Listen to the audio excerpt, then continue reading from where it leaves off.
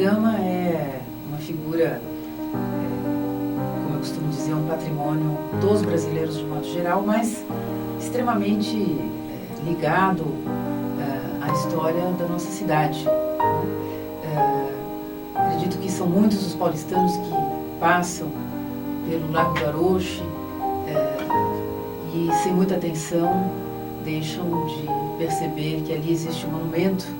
Esse monumento é erigido a Luiz Gama, foi erigido, aliás, no ano por volta do seu centenário, 1930,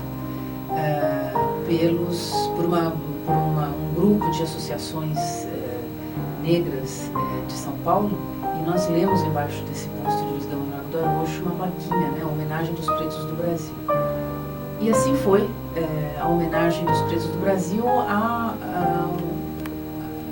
este negro brasileiro, que, aliás, é o único caso.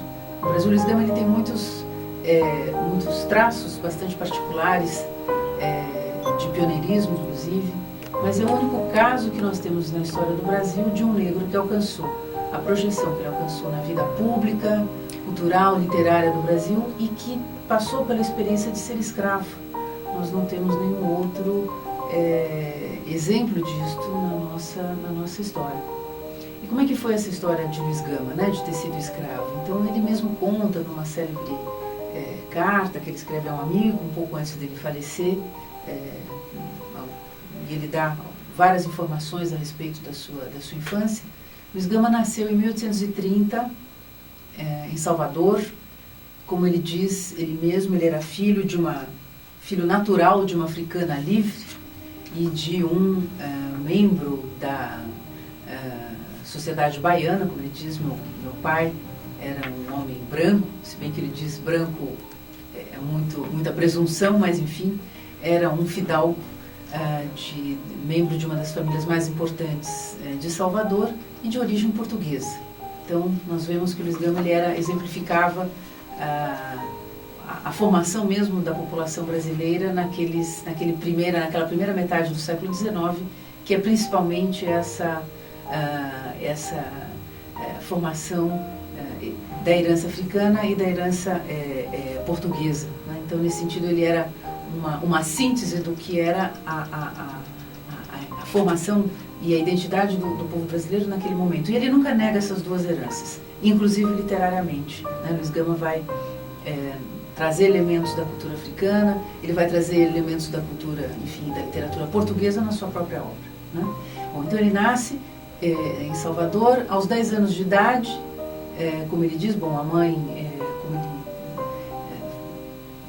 ele nos conta nessa carta, foi uma africana bastante turbulenta. Era um momento em que em Salvador havia muitas rebeliões negras, né, já estudadas por alguns historiadores, como o professor João José Reis, da Universidade Federal da Bahia, que fez um trabalho hoje que é um marco aí sobre a Revolução, a Revolta dos Malês, em 1835. Então a mãe de Luiz Gama, gente, não há hoje comprovação de que ela tenha participado ou sido líder dessas rebeliões, mas como vários, centenas, a maioria dessa população baiana e principalmente de Salvador, ela esteve certamente envolvida nessas questões. E Luiz Gama perde contato com ela mais ou menos quando ele tinha 7 anos. Como ele diz, ela envolvida nessas questões, acabou indo para o Rio de Janeiro. Ele fica com um pai, e é este pai que depois ele descreve de uma maneira até bastante generosa, dizendo que era um pai carinhoso, mas que havia se arruinado no jogo. Este pai, aos 10 anos de idade, apesar de tanto carinho, né, vendeu Luiz Gama como escravo para poder saldar dívidas de jogo, né? E aí começa então o que já um historiador brasileiro chamou de uma biografia de novela, né? Boris Fausto, no livro História do Brasil, no seu livro História do Brasil, dedica algumas linhas a Luiz Gama e usa esta fórmula que eu acho bastante feliz, né? Luiz Gama tem realmente uma vida bastante acidentada, uma vida espetacular, se a gente for pensar no que seria a história de um negro naquele momento. Ele chega a São Paulo, em 1840, com 10 anos, é vendido em mercados de escravos, enfim, a história é bastante longa, mas enfim, Luiz Gama, dos 10 anos de idade, que é quando ele muda a sua própria condição, né? Ele passa a ser escravo, nasce livre, é vendido pelo pai como escravo, se torna escravo até praticamente 17, 18 anos. Ele vem então, nesse período que ele acaba, enfim, chegando à cidade de São Paulo, que é onde ele viverá o restante da sua vida, 42 anos, e por onde ele passará por uma série de transformações. Como ele mesmo conta, então ele foi um escravo doméstico inicialmente, pajem de crianças, copeiro, sapateiro, etc. Só aos 17 anos, Luiz Gama vai começar a aprender a ler e a escrever. A gente não pode esquecer que era proibido os negros receberem instrução. Havia uma lei, bom, obviamente que isso dentro das casas não havia muito controle, mas havia leis que proibiam as pessoas de instruírem os escravos, sob pena de receberem tais e tais, enfim, sofrerem tais ou tais penalidades. Mas enfim, Luiz Gama nos conta que na casa do seu senhor, quando ele tinha cerca de 17 anos, foi residir um estudante de direito, que posteriormente se tornaria seu amigo, como ele mesmo conta, e foi com ele que ele aprendeu as suas primeiras letras. Então, como eu disse há pouco, Luiz Gama é o único negro brasileiro que alcançou a projeção que ele alcançou, tendo passado pela experiência de escravo. E uma outra coisa muito importante, porque às vezes a gente encontra informações desencontradas sobre isso, Luiz Gama também, que vai se tornar escritor, que vai se tornar advogado, só que eu já vou explicar como ele se torna advogado, ele não frequenta os bancos escolares. Luiz Gama é também um caso único, né, de uma pessoa com formação, de um negro com formação autodidata. Ele nunca estudou, frequentou os bancos escolares. Esta é uma informação importante da gente ter, e às vezes nós encontramos, enfim, obras, enfim, artigos, enfim, que mencionam isso, mas Luiz Gama nunca frequentou os bancos escolares e ele se refere a isso em vários escritos dele, né, artigos, enfim, outras coisas. Então, imaginem uma pessoa que, no caso dele, né, um ex-escravo que começa a ser alfabetizado, como ele diz, aprende as primeiras letras com a idade de 17 anos. 12 anos depois, 1859, ele nasceu em 1830, em 1859, ou seja, 12 anos depois de ter começado a ser alfabetizado, Luiz Gama lança a primeira edição da sua obra, Primeiras Trovas Burlescas, não é? Que tem uma segunda edição 2 anos depois, no Rio de Janeiro, 1861. Foi a sua obra única, é um conjunto de poemas, de sátiras políticas, de sátiras sociais e também de poemas românticos, que são de uma qualidade realmente espantosa.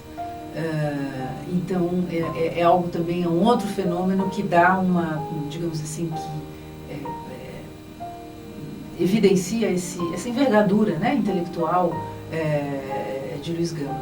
Primeiras Trovas Burlescas, que já foi considerada nos 500 anos do Brasil. Eu me lembro de ter lido um artigo na Folha de São Paulo, onde alguns intelectuais, historiadores brasileiros relacionavam as obras mais importantes para a gente conhecer o Brasil, né?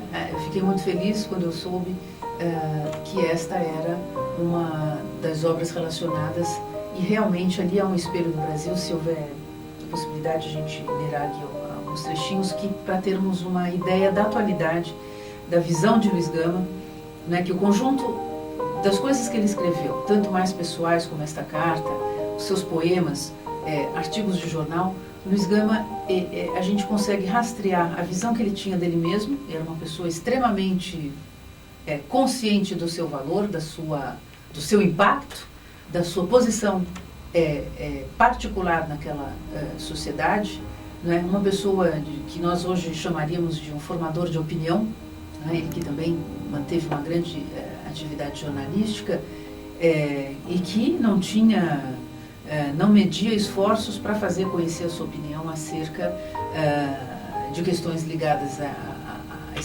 escravidão, não é? E que vai também ser uma pessoa, como nós talvez estejamos hoje em dia, né, pouco habituados a encontrar os negros que falam sem porta-vozes. Eu acho que nós precisamos cada vez mais nos lembrar e tornar presente na memória brasileira a figura desses negros como Luiz Gama e outros, né, que falavam em seu nome próprio e influíam junto à opinião. Eles criavam, como é que eu posso dizer, correntes, né, que eram acompanhadas e seguidas inclusive por outros brancos. Luiz Gama foi uma liderança abolicionista, republicana, dentro de São Paulo, e com ecos, inclusive, muitos dos artigos que ele publicava aqui acabavam sendo reproduzidos na própria corte, no Rio de Janeiro. São Paulo era uma cidade, né, se a gente imaginar o período em que Luiz Gama viveu aqui, de 1840 a 1882, São Paulo era uma cidade que não tinha, estava muito longe de a gente imaginar que ela alcançaria, digamos assim, a expansão, o porte, a importância que ela tem hoje. Era uma cidade 5, 6 vezes menor, até mais talvez, do que o Rio de Janeiro, né? A importância da cidade se devia ao fato dela contar aqui com uma faculdade de Direito, que, como eu já disse anteriormente, Luiz Gama nunca frequentou. Bom, então, na trajetória dele é importante assinalar essas metamorfoses. Escravo dos 10 aos 17 anos, aos 17 anos ele diz que consegue provas de uma maneira secreta de que ele havia nascido livre, então ele se torna livre novamente, vai ser soldado, se alista na Guarda Municipal, depois ele entra para o que seria, né, um funcionalismo. Ele vai ser funcionário público, ele atua por conta até digamos assim, de um protetor que ele tinha, que era naquele momento o chefe de polícia. O chefe de polícia hoje equivaleria a um secretário de segurança pública, né? Conselheiro Furtado de Mendonça, que ele, enfim, durante muitos anos deverá parte da sua educação, entre aspas, a esta pessoa. Essa pessoa, Conselheiro Furtado de Mendonça, ele era chefe da biblioteca, ele era o bibliotecário, digamos assim, além de ser professor da Faculdade de Direito, ele também era o responsável pela biblioteca da Faculdade de Direito.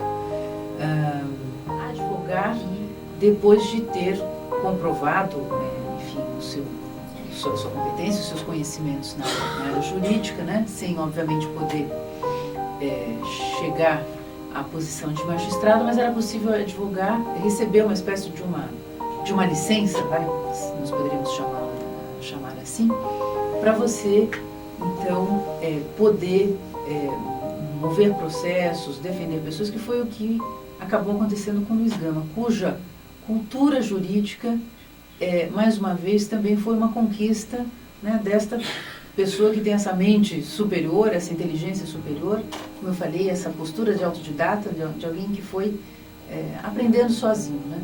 E aprendendo a tal ponto que Luiz Gama se torna, no final de sua vida, nós encontramos algumas cartas, referências a isso em jornais, tanto paulistanos quanto da corte, uma pessoa que acaba sendo consultada por eminentes juristas brasileiros no que diz respeito a questões relativas ao que se chamavam as causas de liberdade, processos de alforria, de pessoas ilegalmente escravizadas. Ele mesmo, Luiz Gama, foi muito sensível à questão da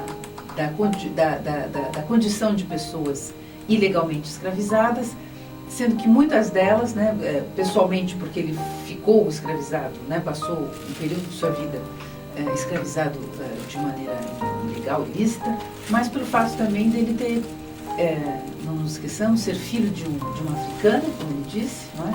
E havia naquele momento muitos africanos que haviam chegado ao Brasil já de forma ilegal, ou seja, uma vez já encerrado o tráfico, e que, portanto, se encontravam em situação de estarem ilegalmente escravizados, né? Que essa daí também são temas que Luiz Gama vai, pessoas que ele vai defender com muito afinco, né? Essas correntes, né? Esses africanos ilegalmente escravizados no país, porque entraram já após a extinção do tráfico. Luiz Gama, eu acho que a gente deve ele alcança, né, ele começa a alcançar a sua projeção, ele começa a ganhar, né, a projeção. Quando eu digo isso, projeção dentro aqui do círculo de letrados de São Paulo, no qual ele devia ser uma pessoa, ele era uma figura totalmente atípica e única, né, porque este mundo de letrados era um mundo, em primeiro lugar, o mundo de letrados é um mundo era e ainda é em boa parte, né, se a gente olhar o Brasil de hoje, formado por brancos, né.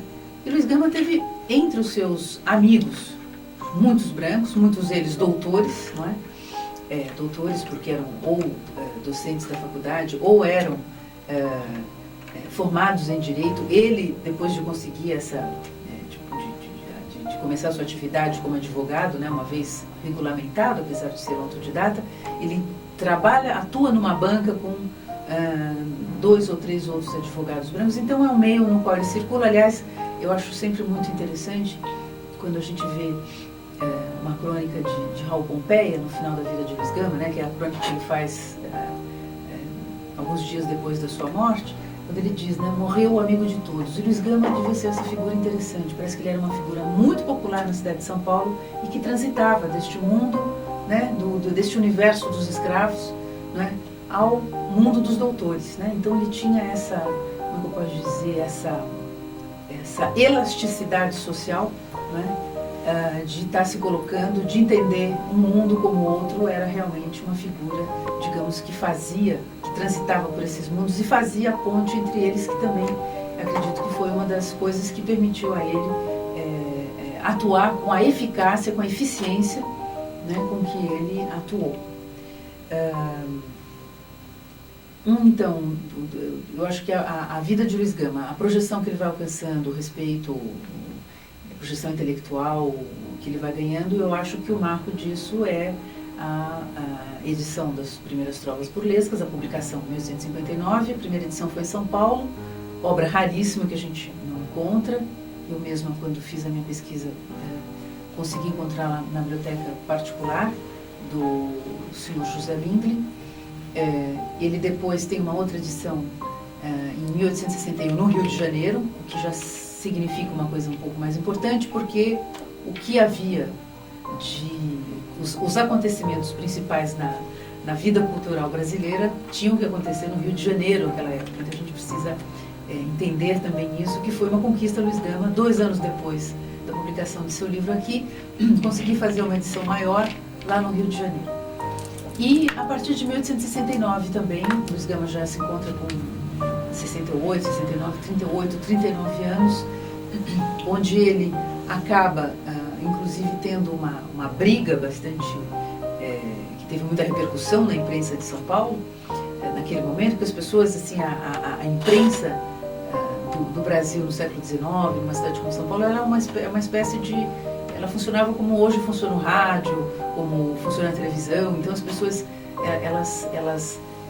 os acontecimentos sociais, inclusive as brigas entre figuras proeminentes, elas acontecem dentro desse espaço dos jornais, né? Luiz Gama tem uma briga séria com seu ex-protetor, com o qual ele, inclusive, ao qual ele endereça uma carta que se chama Pela Última Vez, em 3 de dezembro de 1869, aquele protetor que o havia acolhido, que o havia, digamos, ajudado, né, na sua formação de autodidata, nas suas, digamos, e que o instruiu em civismo, como ele dizia, anos depois, né, como todo protetor, a gente precisa sempre tomar cuidado, porque às vezes um protetor pode também ser o primeiro a nos cercear, né? Luiz Gama rompe com ele porque ele tentou proibir Luiz Gama de se envolver nas causas de liberdade, ou seja, de começar a trabalhar juridicamente pela causa dos escravos, alforrias, escravos ilegalmente escravizados. E a partir desse momento ele diz, um artigo célebre, aí, entre os seus artigos, um artigo célebre, que ele era muito grato a tudo que ele havia recebido dessa figura, mas que ele de modo algum poderia admitir este tipo de interferência na sua conduta e principalmente na sua consciência, né? Então ele escreve esse artigo que se chamou Pela Última Vez, que é uma espécie de adeus, não é? Que ele dá a esse Conselheiro Furtado de Mendonça, e Luiz Gama, entre outras coisas, que isso reforça aquilo que nós dissemos. Luiz Gama não teve nunca nenhuma educação formal, ele não possuía nenhum tipo de diploma, e ele diz, né, nesse artigo, num curto parágrafo, ele diz assim: quando eu cheguei e conheci o Conselheiro Furtado de Mendonça, eu não possuía pergaminhos, porque a inteligência repele diplomas como Deus repele a escravidão. Essa frase, mais ou menos modificada, vai voltar várias vezes nos escritos de Luiz Gama, não é? Que tem, digamos, depois da sua obra, ele nunca mais escreve nenhuma outra obra literária. Acho que o projeto de Luiz Gama acabou sendo, poderia ter sido, né? Eu chego até a afirmar no meu trabalho, na minha pesquisa pessoal, na minha tese, que talvez o Brasil tenha perdido um grande literato, mas ele ganhou um grande abolicionista, um grande republicano e uma grande consciência que nós hoje temos que relembrar, não é? Porque acho que a obra principal de Luiz Gama foi o que ele fez depois em prol dos escravos. Ele diz na sua carta a Lúcio de Mendonça, onde ele fala um pouco de sua vida, ele vai dizer que ele trabalhou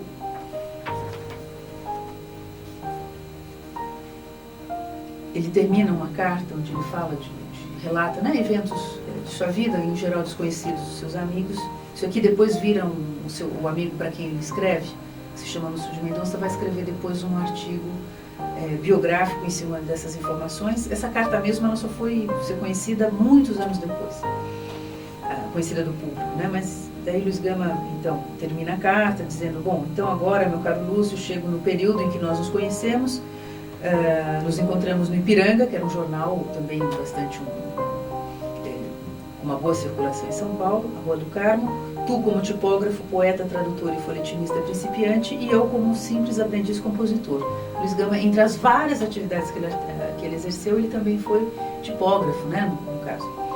De onde saí para o foro e para a tribuna, onde ganho pão para mim e para os meus, que são todos os pobres, todos os infelizes, e para os míseros escravos que, em número superior a 500, tenho arrancado as garras do crime.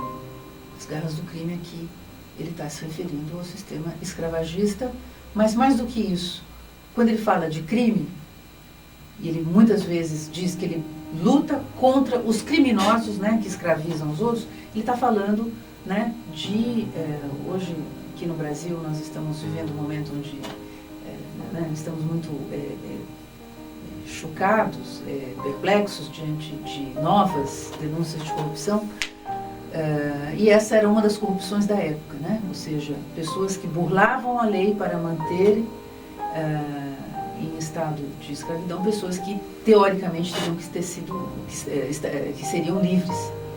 Os processos que Luiz Gama cuida é isso, né? Como ele diz, eu só quero, quer dizer, a grande subversão de Luiz Gama, se a gente, subversão entre aspas, né?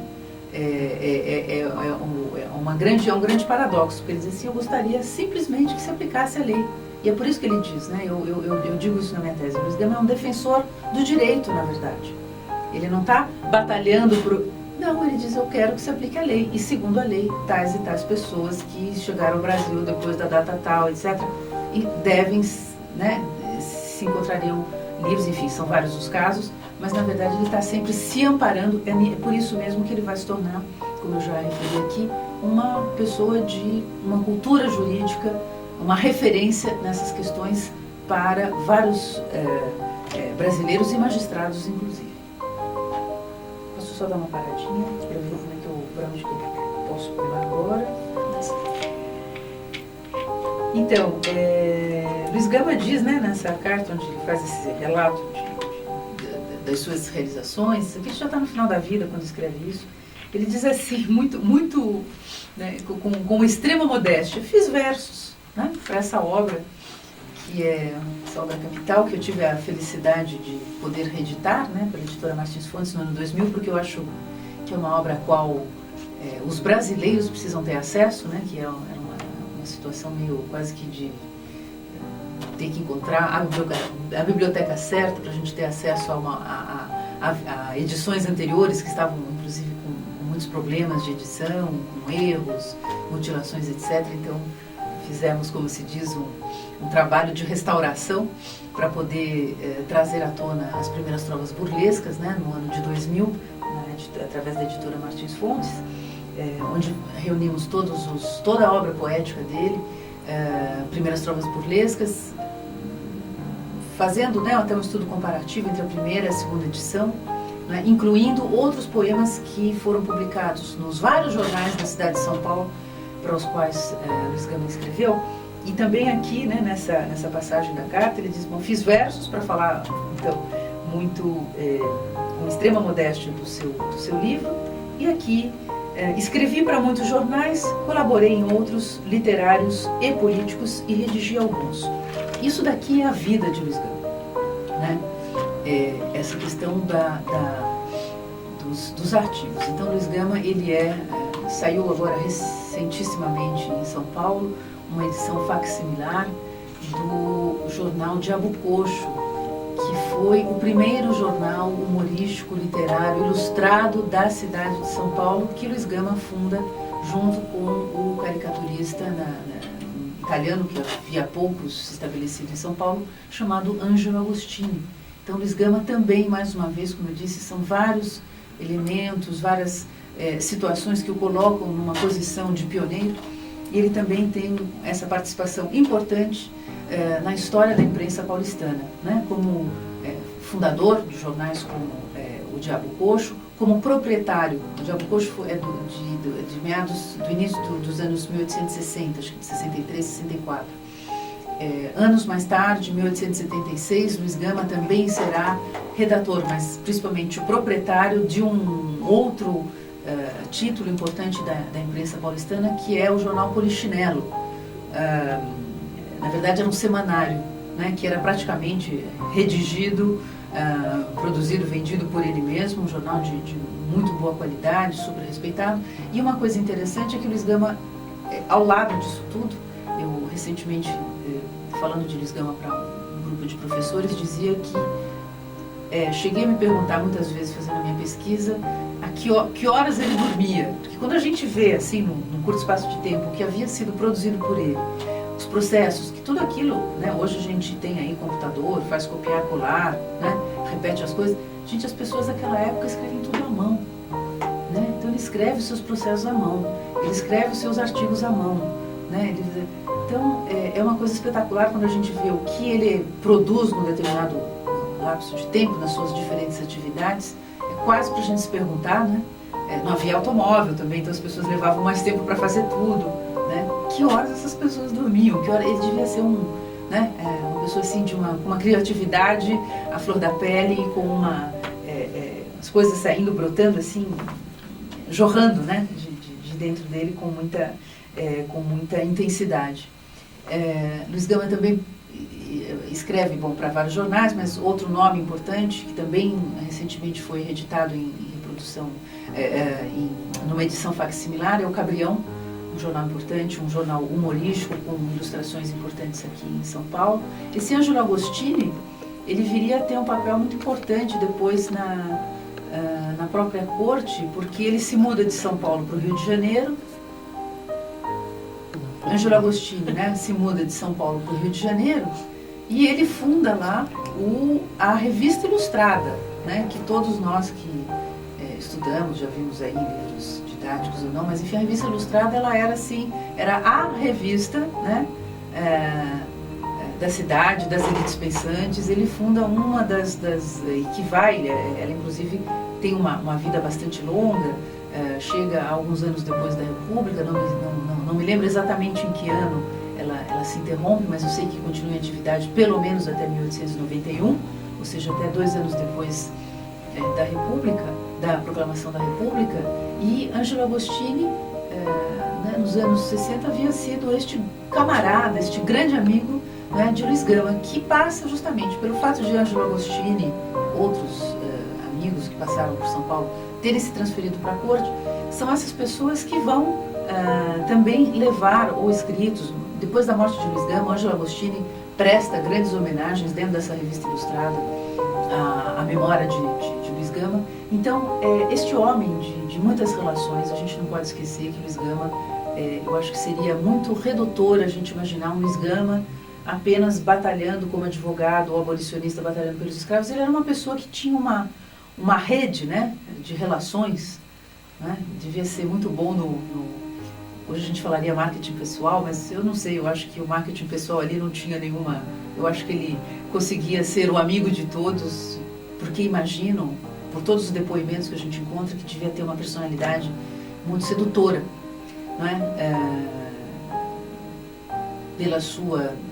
Além de escrever o que escrevia, mas aparentemente era cativante. Raul Pompeia fala dele como uma pessoa extremamente cativante, brincalhona, rude e um trabalhador incansável, né?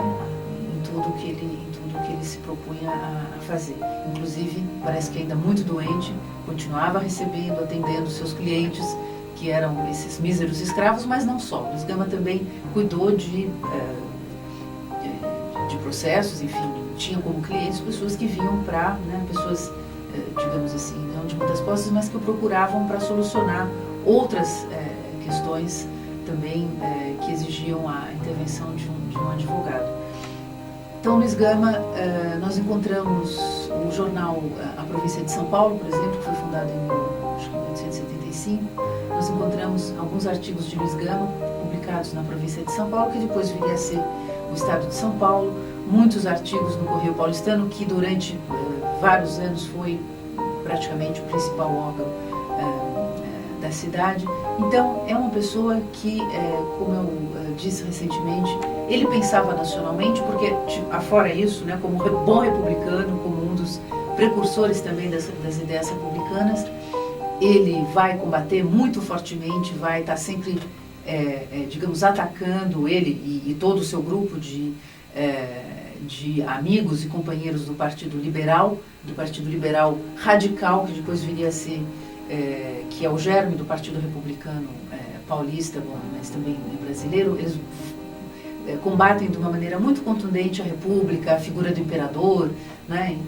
Espinafram a figura do imperador de uma maneira até bastante livre. Havia uma liberdade de imprensa surpreendente até durante o Império, né? E Luiz Gama está, digamos assim, é uma voz que, quando a gente acompanha a sua trajetória do final dos anos 60 até a sua morte, ele só ganha cada dia mais espaço, não só na imprensa paulistana, como na imprensa da corte também. Uma coisa muito importante é que Luiz Gama, né, ele publica seu livro, na verdade, conta com muita boa recepção junto ao público letrado de São Paulo, né, seus amigos que são doutores. Aliás, o Luiz Gama, assim, quer dizer, ele tem muitos amigos entre os doutores e também tem muitos inimigos, porque, como ele diz, ele deixa uma carta célebre ao seu filho em 1870, seu filho devia ter naquela época 11 anos, porque ele sai para a defesa de uns escravos no foro de, acho que ele está saindo para Campinas ou Jundiaí, e ele diz nessa carta, né, é uma espécie de uma carta-testamento, né, ao seu filho, porque ele menciona, ele fala assim: olha, estou te deixando esta carta, né, te deixo essas palavras, porque saio, né, a trabalho sob ameaça de assassinato. E ele várias vezes, né, Luiz Gama, que inclusive é uma figura interessante, porque ele se espetaculariza muito, né, ele se projeta, ele mesmo fala, muitas vezes quando a gente lê os artigos, eles dizem: eu gostaria que a população de São Paulo soubesse das ameaças que eu estou recebendo pelo fato de tratar desta questão. E uma vez tem uma passagem muito interessante, quando ele diz que recebeu uma ameaça de morte e ele agradecia ao povo humilde de São Paulo. Ele diz assim: nada me aconteceu porque, por felicidade, a gentalha, e ele diz isso não no sentido pejorativo, se postou diante da porta da minha casa e impediu impedir que alguma coisa de mal me acontecesse, né? Então, como eu disse a vocês, é uma vida interessante, que ele mesmo espetaculariza, entre aspas, mas é porque as coisas acontecem, né, nas páginas dos jornais, né? As páginas dos jornais de São Paulo, eu ainda tenho um grande sonho, que é da gente poder resgatar tudo o que está escrito por ele ou sobre ele nesses jornais, porque a gente teria ainda uma dimensão bastante maior de tudo que ele fez, foi, e até essa coisa do traço da personalidade de uma figura como esta, né? que a gente, bom, já tem a sorte de ter fotografias, né, de saber um pouco com que ele se parecia, e eu acho que é importante também a gente ter uma ideia da personalidade, de como as pessoas, né, se expressam, enfim, aquilo que eu costumo dizer, o que era este negro na primeira pessoa. E o meu intuito foi, na minha pesquisa, e mesmo hoje quando eu falo de Luiz Gama, sempre estou acompanhada de algum texto dele, é porque eu acho que a gente precisa dar voz a essas pessoas, elas não precisam ser faladas. Eu, pessoalmente, embora seja hoje, né, professora universitária, mas fico também, às vezes, assim, achando que seria sempre interessante, mais do que a gente falar sobre o negro, criar trabalhos onde a gente possa ouvir, né, a voz deles, e principalmente destes como Luiz Gama, que tiveram não só uma voz ativa, mas falaram em primeira pessoa e de uma maneira muito particular, uma voz bastante diferenciada dentro do Brasil. O Brasil em que ele vive é um Brasil que, né, ele falece antes da abolição, ou seja, ser livre, ter a posição que ele tem dentro da sociedade brasileira, ainda escravagista, eu acho que é uma coisa que a gente precisa parar para pensar na dimensão e na importância que isso tem. Talvez a gente hoje perca um pouco a noção, digamos, dessa coisa particular. O Luiz Gama, entre os seus poemas, tem um dos mais célebres, considerado uma das suas obras-primas e dos poemas mais importantes da sátira, um dos poemas satíricos mais importantes da literatura brasileira, que é o poema Quem Sou Eu? Muitas vezes ele aparece erroneamente com o título de Bodarrada, mas o título do poema, que está em Primeiras Trovas Burlescas, é Quem Sou Eu? Onde tem um trecho em que ele diz uma coisa muito interessante, que ele diz assim: se negro sou ou sou bode, pouco importa o que isto pode. Bodes há de toda a casta, pois que a espécie é muito vasta. Há cinzentos, arrajados, baios, pampas e malhados, bodes negros, bodes brancos, e sejamos todos francos, uns plebeus e outros nobres, bodes ricos, bodes pobres, bodes sábios, importantes, e também alguns tratantes. Aqui nesta boa terra, marram todos, tudo berra, nobres condes e duquesas, ricas damas e marquesas, deputados, senadores, gentes homens, vereadores, belas damas emproadas, de nobreza empantufadas, repimpados principotes, orgulhosos fidalgotes, frades, bispos, cardeais, fanfarrões imperiais, gentes pobres, nobres gentes, em todos há meus parentes, e entre a brava militância, fulge e brilha alta bodança, guardas, cabos, furriéis, brigadeiros coronéis, destemidos marechais, capitães de mar e guerra, tudo marra, tudo berra. O que ele quer dizer com isso, tudo marra, tudo berra? Qual é o sentido da palavra bode naquele momento? A palavra bode naquele momento seria, como nós diríamos hoje, uma gíria, não é? Mas era um termo que se aplicava aos negros ou às pessoas de origem africana. Na verdade, era uma palavra bastante pejorativa, né? E o que é muito interessante nesse poema, quando o Luiz Gama fala disso, ele fala assim: mas podem me chamar de negro, podem até me chamar de bode, porque eu não sou o único. O que ele quis dizer com isso aqui? Vocês se lembram que eu falei de que a sociedade brasileira, naquele momento, até os anos pelo menos 1870, até antes da corrente migratória, é uma população, se a gente pensar no caso de São Paulo, Rio de Janeiro, onde a principal matriz da população da formação da população é de origem africana ou portuguesa. São as duas, portuguesa, bom, o Brasil já é independente, mas enfim, nós não temos ainda, se a gente for pensar no caso de São Paulo, hoje é meio evidente, mas não temos ainda a contribuição do italiano, do japonês, enfim, de todas essas correntes que viriam muito depois. Então, o que Luiz Gama está querendo dizer com isso é, na verdade, o quê? De que a população brasileira inteira é mestiçada, né? A miscigenação corre, como ele diz, entre todos, entre os nobres, condes, duquesas, entre a militância, que seriam os militares, né? Entre os bodes ricos, bodes pobres. Então, ele está falando de como este sangue, né, africano permeia, corre nas veias da sociedade brasileira, não é? E ele diz, olha só, né, capitães de uma guerra, tudo marra, tudo berra. Né? E em outros momentos dos seus escritos e dos seus poemas, ele vai muito mais, às vezes até uma visão um pouco, uma análise às vezes um pouco tendenciosa, quando as pessoas dizem que Luiz Gama, na verdade, critica a sociedade branca. Ele não critica a sociedade branca, ele critica a sociedade imperial, mas ele vai criticar muito mais, não a sociedade branca, ele vai criticar aqueles que desejam se passar por brancos, embora sejam, como ele, bodes. Ou seja, pessoas, como ele diz, que têm, como ele, que são parentes dele, ou seja, que também têm o sangue africano. E isso é uma coisa nova, que faz de Luiz Gama, no seu livro Primeiras Trovas Burlescas, um outro elemento muito importante, é que Primeiras Trovas Burlescas é a primeira obra da literatura brasileira, cujo autor se diz explicitamente, eu sou negro. É a primeira voz negra da literatura brasileira.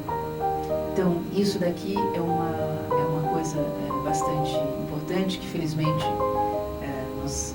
aos pouquinhos vem sendo, né, reconhecido, não é?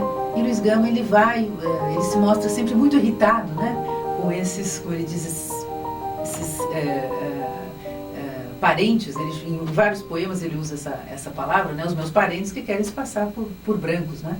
Então, essa mulataria, a gente sabe, hoje nós temos, digamos, imagens, né, de como muitos homens políticos, homens, enfim, das elites políticas, econômicas, da nobreza imperial, tinham lá, né, eram evidentemente o que nós chamamos hoje de afrodescendentes. Uma outra coisa muito importante também é que Luiz Gama jamais deixou, né, tem alguns trabalhos que foram feitos nos anos 80, né, que apresentavam Luiz Gama, é uma coisa muito interessante, que foi mais ou menos nesse período que eu comecei a me interessar por ele, que apresentavam Luiz Gama como uma pessoa tímida, né? Ele de tímido não tinha nada, muito pelo contrário, era uma pessoa que tinha digamos, uma grande coragem, né, de opinar, e não se intimidava, encontrava os canais para fazer isso. E uma prova disso também é que Luiz Gama nunca se poupou de dizer o que ele achava da própria sociedade brasileira, sobre o aspecto político, sobre o aspecto social, sobre o aspecto racial. Um outro dos seus poemas, que se chama Sortimento de Gorras para Gente do Grande Tom, tem trechos surpreendentes, a ponto de a gente encontrar ainda muita semelhança com o que ocorre no Brasil de hoje, né? Vejam só o que ele escreve, né? Se temos deputados, senadores, bons ministros e outros chuchadores, significa aproveitadores, que se aferram às tetas da nação, com mais sanha que o tigre ou que o leão, não te espantes, ó leitor da pepineira, pois que tudo no Brasil é chuchadeira. Significa que todo mundo quer se aproveitar de tudo, né? E aqui também ele diz, olha só, se a justiça, por ter olhos vendados, é vendida por certos magistrados, que o pudor, aferrando na gaveta, sustentam que o direito é pura peta, e se os altos poderes sociais toleram estas cenas imorais, se não mente o rifão já muito sabido, ladrão que muito furta é protegido, é que o sábio no Brasil só quer lambança, onde possa empantufar a larga pança. Então, é muito surpreendente esse poema, um poema bastante extenso, ele tem uma segunda parte. A gente, às vezes, tem a impressão que o Luiz Gama está retratando, falando, comentando o Brasil de hoje.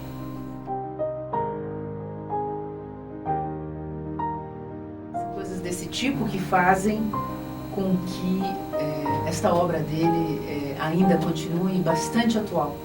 Ela tem um sentido, a gente não consegue, apesar dela ter quase 140 anos, como se a gente estivesse ainda, né, lendo e enxergando alguma coisa que está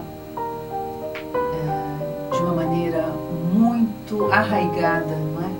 A nossa identidade, a nossa maneira de ser, e acho que alguns traços pelo menos assim, digamos, da nossa personalidade política, social, estão precisando ser alterados, né, modificados. Deixa eu ver se eu tenho mais alguma. Assim, Luiz Gama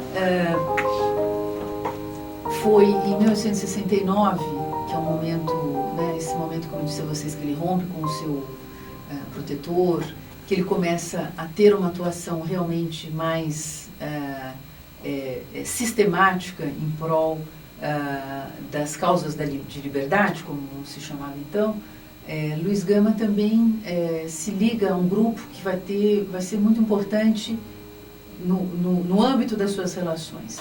Mas isso era uma coisa meio comum à época, né? Luiz Gama se liga, inclusive ajuda a fundar em 1869 uma loja maçônica que foi muito importante na cidade de São Paulo, que reunia os grandes figurões da terra, né? Que é a loja maçônica América, ainda existente até hoje, e cuja importância era, talvez, do ponto de vista político, do ponto de vista social das ações que eles moviam, muito importante. Agora, Luiz Gama, ele alcança uma projeção bastante grande dentro da maçonaria. A maçonaria paulista, que ainda hoje, né, lhe tributa muitas homenagens. Há um busto de Luiz Gama na entrada, pelo menos até alguns anos atrás, ela se encontrava na entrada do Grande Oriente de São Paulo. E Luiz Gama, junto com seus amigos, aliás, quando eu digo os amigos da maçonaria, na verdade, quando a gente olha o nome das pessoas que faziam parte dessa loja, entre elas Rui Barbosa, que foi um dos fundadores e era uma das pessoas ligadas a Luiz Gama, Rangel Pestana, Américo de Campos, que depois vão ajudar a fundar o jornal A Província de São Paulo. Essas pessoas, na verdade, assim, eles se encontram dentro da maçonaria, são os mesmos que fazem os jornais, alguns daqueles dividem e trabalham nas mesmas bancas, né, de advogados. Havia um grande número de advogados, não só dentro desta loja maçônica, que era bastante empreendedora. E eles também fazem parte, em sua maioria, dos mesmos partidos políticos. Então, na verdade, são lugares diferentes onde e que vão ter, digamos, funções, realizações diferentes, mas, em geral, é sempre aquele mesmo grupo, ou boa parte daquele mesmo grupo que está sempre se reunindo. Mas, entre as iniciativas da maçonaria, muitas delas encabeçadas por Luiz Gama, não é? Nós temos o fato de eles se reunirem para recolherem fundos e propiciar a compra de alforria, né? Ajudar no alforreamento de vários escravos. Temos notícia de que Luiz Gama e membros da loja América fundaram uma biblioteca popular na cidade de São Paulo e também ajudaram na criação de cursos para populares, cursos noturnos para populares, não é? Seria o que nós, uma coisa semelhante ao que nós hoje chamaríamos de curso supletivo ou de cursos de alfabetização. Então eram iniciativas muito grandes, inclusive porque um dos valores, digamos assim, fortemente disseminados pela maçonaria é a questão da instrução, né? A instrução é um valor, digamos, propalado pela maçonaria, que na verdade é uma organização internacional, não é? E que acolhia pessoas de vários matizes, só não podia, as sociedades maçônicas não acolhem nem mulheres e nem escravos. Você precisa ser livre, mas tirando isso, na verdade a sua idoneidade, o seu caráter, o seu valor pessoal, não é, que fazia com que você pudesse ou não ser admitido nesta confraria. Luiz Gama falece em 24 de agosto de 1882. E a morte de Luiz Gama, o funeral de Luiz Gama, ficou nos anais da história de São Paulo como o maior funeral a que a cidade assistiu até então. Isso ficou registrado principalmente numa crônica, numa célebre crônica chamada A Última Página da Vida de um Grande Homem, publicada alguns dias depois de sua morte por Raul Pompeia, o escritor Raul Pompeia, que em 1882, ainda muito jovem, tinha 19 ou 20 anos, era estudante da Faculdade de Direito, escrevia para alguns jornais de São Paulo, da corte, né, já se preparando para o destino que o aguardaria como escritor. E ele era uma das pessoas próximas a Luiz Gama. Ele fazia parte de uma caixa emancipadora de uma sociedade abolicionista, e fazia parte de um grupo de jovens. Luiz Gama sempre atraiu muitos jovens, ele era uma figura bastante cultuada, né? Hoje nós falamos de celebridade, pois é, Luiz Gama era uma celebridade, né, entre aspas, aí para muitos jovens que vêm fazer seu curso na Faculdade de Direito e que têm como orientação política mais o republicanismo, mas o republicanismo ortodoxo, ou seja, um republicanismo que dava as mãos, não é, às ideias abolicionistas. Uma parte dos republicanos de São Paulo, dos quais Luiz Gama inclusive se afasta por essa razão, era formada por proprietários enfim, por fazendeiros, portanto, proprietários de escravos. Então, havia, quando nós falamos, hoje a gente não vai desenvolver isso aqui, mas quando a gente pensa no republicanismo de São Paulo, a gente fala de várias tendências, né, de grupos que se opõem. Hoje fica até fácil entender, porque a gente basta observar um pouquinho o que está acontecendo no Brasil para a gente imaginar também o que são essas divisões, né, internas. Então, o grupo de Luiz Gama, do qual faz parte Lúcio de Mendonça, seu amigo, jovem amigo, Raul Pompeia, é desses republicanos abolicionistas militantes, ou seja, atuantes, pessoas que fazem, que têm realizações muito concretas, mas que se distancia, né, de um outro grupo que se torna republicano unicamente para se opor à política imperial e para, digamos, por oposição ao, digamos, algumas diretrizes do imperador Pedro II. Então, quando morre Luiz Gama, alguns dias depois, a crônica de Raul Pompeia começa assim. Por volta das 3h30 do dia 24, entrou-me pela casa um amigo. Sabes, disse bruscamente, Luiz Gama morreu. O que você está dizendo? Morreu Luiz Gama? Sério, tristemente sério, afirmou o meu amigo. E era sério, era verdade. Aquele grande benfeitor da humanidade não existia mais. Aquele enorme coração, que só batia pelos outros, cessara de palpitar. Aquela grande alma, feita de todas as nobrezas do caráter, dissolvera-se pelo desconhecido da morte. Eu amava-o. Votava-lhe a adoração humana que inspiram-me os largos espíritos cândidos de desinteresse. O seu passado lendário impunha um respeito amoroso que eu tributava-lhe, como as velhas coisas sagradas que lembram-nos uma tradição de sacrifício. Tarde tive a grata felicidade de conhecer Luiz Gama. A primeira vez que viu-me, mandou-me sentar a uma pequena mesa do seu escritório e ditou-me uma carta. Achei esplêndida aquela familiaridade repentina. Ao fim da primeira palestra, já o homem chamava-me você. Era adorável. Eu senti uma ternura por aquele modo franco e descuidoso, com pretensões à brutalidade e desmaiando em doçura insinuante, paternal. Gostava daquela rudeza granítica, recortada em arestas selvagens, porque sentia cachoeiras pelas pedras, uma cascatinha vítrea e sonorosa. O conjunto cativava. Depois, não sei que grandeza admirava naquele advogado a receber constantemente em casa um mundo de gente faminta de liberdade. Uns escravos humildes, esfarrapados, implorando libertação, como quem pede esmola, outros mostrando as mãos inflamadas e sangrentas das pancadas que lhes deram bárbaro senhor, outros inúmeros. E Luiz Gama os recebia a todos, com a sua aspereza afável e atraente. E a todos satisfazia, praticando as mais angélicas ações, por entre uma saraivada de grossas pilhérias do velho sargento. Toda essa clientela miserável saía satisfeita, levando este uma consolação, aquele uma promessa, um outro a liberdade, alguns dinheiro, alguns um conselho fortificante. E Luiz Gama fazia tudo. Libertava, consolava, dava conselhos, demandava, sacrificava-se, lutava, exauria-se no próprio ardor, como uma candeia iluminando à custa da própria vida as trevas do desespero daquele povo de infelizes, sem auferir uma sombra de lucro. Entendendo que advogado não significa um indivíduo que vive dos jantares que lhe paga Temes, entendendo que deve-se fazer um pouco de justiça grátis. E com esta filosofia, empenhava-se de corpo e alma, fazia-se matar pelo bem. pobre, muito pobre. Deixava para os outros tudo o que lhe vinha das mãos de algum cliente mais abastado, doente, moribundo. Encontrava no âmago da sua natureza uma reserva instintiva de energia e ia gastá-la em proveito da justiça e da beneficência oculta, avessa fanfarra das reclamas. Havia para ele como que um trono em minha alma.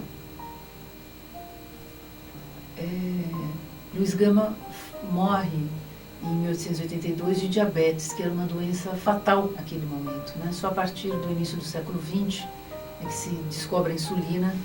Então, quando Raul Pompeia nos fala das condições de saúde de Luiz Gama, que até as suas últimas forças continuava trabalhando com este ardor, por ele descrito, ele está se referindo a essa doença que deixava as pessoas num estado bastante calamitoso quase, né? E ao longo desse texto, onde ele vai lembrar passagens por ele mesmo com Luiz Gama, passagens por ele mesmo vividas com Luiz Gama, onde ele descreve a sua residência no bairro do Brás.